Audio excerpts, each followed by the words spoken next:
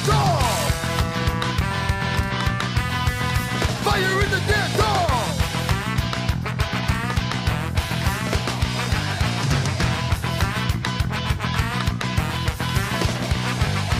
We need a shakedown. The takedown. Ignite the fire. Walkie-talkie, lock the fight. You're on the side.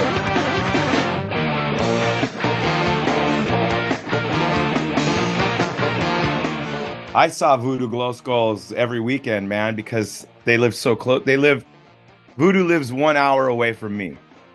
In the 90s, maybe like 45 minutes, but now traffic's so bad every day. No, I was a fan.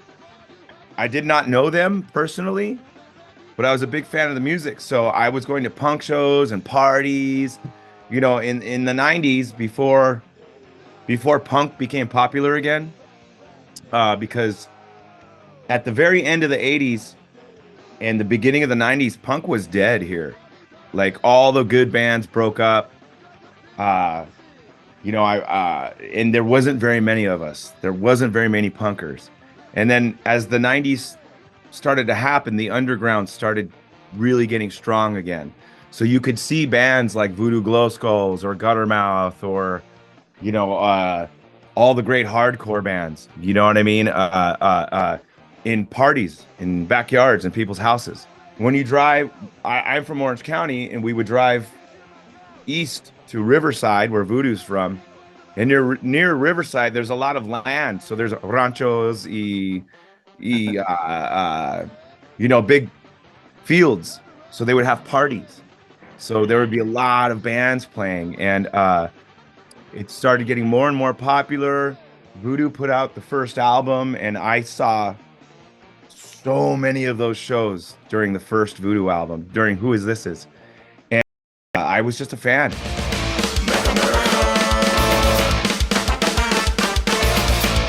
My old house that I was living in at the time, we had a tiny little patio, and I had a little fire pit, you know, with bricks, and we make a fire.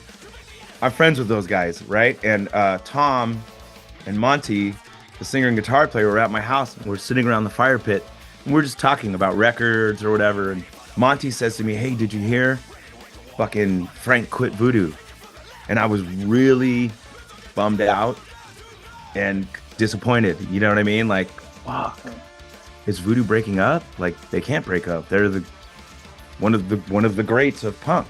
You know, like Bad Religion and No Effects and Pennywise and, you know, Madball or Agnostic Front. You know, and they kept talking about it, and they said, we don't know what's going to happen. We think they have a tour book that they can't do. So then Tom looked at me and says, "You should do it." I said, "How? What?" And he's like, "You should do it." He's all, "Call them." And Monty kept saying, "Yeah, call them." And they both kept telling me, "You should be in fucking, call them." You know, and maybe if anything, you can do their last tour, you know? And so I felt kind of just bummed out that they might end. And I remember I wrote Eddie and George on Facebook. I wrote Eddie, and I was just kind of like, I hope everything's okay with you guys. And if you guys ever get back together, maybe sometime Death by Stereo and Voodoo can play together, you know? And then the conversation kept going. We kept writing each other. And then I finally just, you know what, man? If you want to finish your last tour and you need someone just to fill in, I would totally do it, man. You know? And so then it started a bigger conversation. Then it turned into them telling me, "Why don't you come over to Eddie's house?" Because he has a studio in his garage. And he said, "Why don't you come over? Let's jam. Let's see if it works." So I said, "Send me the songs you guys play." And they sent me 25 songs. You know how you think you know a song from hearing it for so many years until you have to sing it? I was like, how do I memorize all these words? You know, and all these parts, right? So I called Tony, the singer of the Adolescents, because he's a teacher. When he's not on tour, he's a teacher. And so I asked him for his advice. I said, man, how the fuck am I going to memorize all these lyrics? I'm trying and trying and trying, but it's so much to remember. And I remember he just looked at me, he said, Efrem, he's all, you need to handwrite every lyric. You know, so all right, Tony, I'm going to do it. So I hand wrote every lyric for 25 songs. Then I went back and looked at the lyrics I hand wrote, and then I typed every single one out. And then I made a book, and then everywhere I drove, everything I did, I had my earbuds in or in the stereo of my car, and I would forget something, so I'd write notes and I would stick it to the dashboard of my car, and I was driving around singing Voodoo Glow Skulls in my car all day, every day. And then I showed up to their house, to Eddie's house, with my book and had a music stand, and I put the book on it. All right, let's give it a shot. And I pretty much jammed with them one time, and they invited me back and then just said, hey, we have one tour. If you want to do this tour, we don't know what the future is going to be. We might not do anything again, but we want to fill our obligations, and we don't want to let the fans down. That's how I knew them. They were very friendly, you know, but I didn't know them. And so I was like, oh shit, I guess we're just going on tour. So I got in a van with a whole band I didn't know. And we played something like 34 shows in 40 days. So here I am, 8 years later.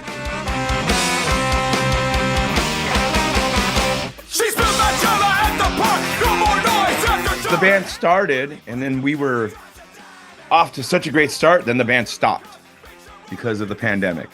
So it was crazy, and everybody went through a lot during the pandemic mentally, and it was a tough time for everyone, you know. Coming out of it, we started jamming again.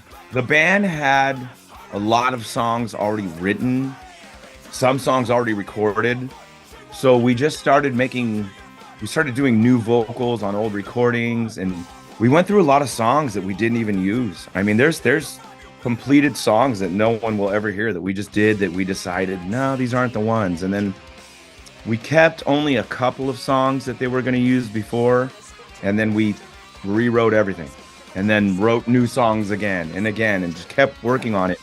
And then it ended up being almost the most socio-political record the band ever made. Yeah. It's interesting, you know, and it was also a tough time for me because I was trying to figure out, how do I retain Frank's style and mix it with mine? Because we're so different, you know? So I think we found a balance, and I landed somewhere in between me and Frank with the vocals, trying to keep the classic style but add mine into it. But it was such a crazy, chaotic time for the world, and I think the record is a reflection of that, you know? And although we believe in what we believe in, I think we're also trying to say, like, hey, no matter what side of politics you're on, we all fucking survived. We all lived through it. We're still here. We're all lucky to be alive, you know? But at the same time, fuck you to all those fucking, to Donald Trump and all that shit, you know? At the same time, we were going through a lot as Mexican Americans. It became a very unfriendly place to live here. You know what I mean? Not everywhere and not everyone, but there was definitely people that may have felt racist, but were too afraid to say it, weren't afraid anymore. And they all came out, and they let us know that we weren't welcome in our country anymore, you know? And so a big part of that record was also saying, this is our country, fuck you, you know? This was Mexico first. And we're not going anywhere. And it was part of that record was about us taking a stand. And I think, you know, also, you know, representing our parents, representing our history, you know, the cultura. So we were all born here, but none of our parents were. It definitely, as a people, we had to let all these people know, like, we were fucking born here, motherfucker. You know what I mean? This is our land. So I think we said it. but we were able to say it in a way that mixed with the original Voodoo feel and party style and party flavor. You know what I mean? So, and I came from Death by Stereo, which was very much a commentary on society and politics. You know what I mean? We were very aggressive about how we are very aggressive about how we say things in Death by Stereo, but I had to find a way to say it in Voodoo that made sense. So I think we found a good middle ground with it, you know? And it's a good it's a reflection of the era. And moving forward, we're still writing songs. We have a bunch of new stuff. We write songs and we throw them away. We write songs, we throw them away. All right, this one's good. You know, so moving forward, I think some of the new stuff is even more of a mix of Death by Stereo and Voodoo. But more of like Misfit Toys style Voodoo mixed with really harsh vocals. You know what I mean? Yeah. So more hardcore vocals on a more of a Misfit Toys style song. So it's interesting. It's going to be interesting to see how it develops and where the songwriting goes. It's going to be wild.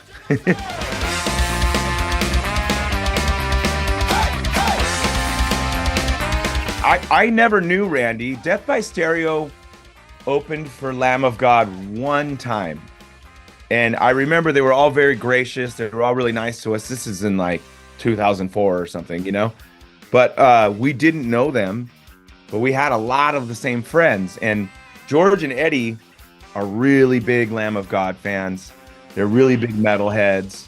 And George and Eddie are friends with the guys from the band Exodus. I want to say it was someone in Exodus was telling George and Eddie, like, oh, that guy likes your band. Somebody connected to them.